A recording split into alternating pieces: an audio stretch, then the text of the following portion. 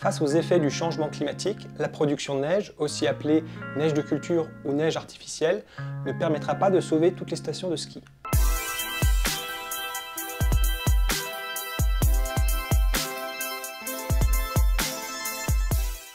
Cette adaptation pourrait même freiner certaines transitions devenues aujourd'hui indispensables pour certaines d'entre elles. Le ski est une activité qui repose sur une ressource essentielle mais aussi extrêmement variable d'une saison à l'autre, la neige. Pour pallier à cette variabilité d'une saison à l'autre, différentes techniques ont été mises en place par les gestionnaires de domaines skiables, dont la production de neige. Son utilisation dépasse la seule logique des remontées mécaniques et s'étend aujourd'hui à l'ensemble des acteurs du tourisme des sports d'hiver. C'est à la fois une garantie de la satisfaction client, mais aussi une assurance pour les investisseurs de l'immobilier de montagne. C'est ce qu'on est allé observer avec une grande enquête de terrain dans les stations de ski de Savoie.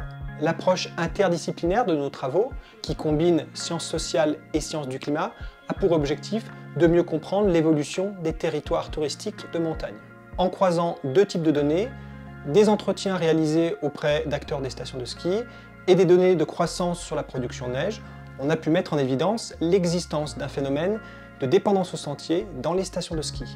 C'est-à-dire que pour mettre en place la production de neige, les gestionnaires de domaines skiables ont fait une série de choix, de lourds investissements, une transformation de leurs pratiques de gestion, mais aussi la mise en place de savoir-faire spécifiques. Les choix passés des opérateurs les contraignent aujourd'hui à poursuivre dans cette même trajectoire.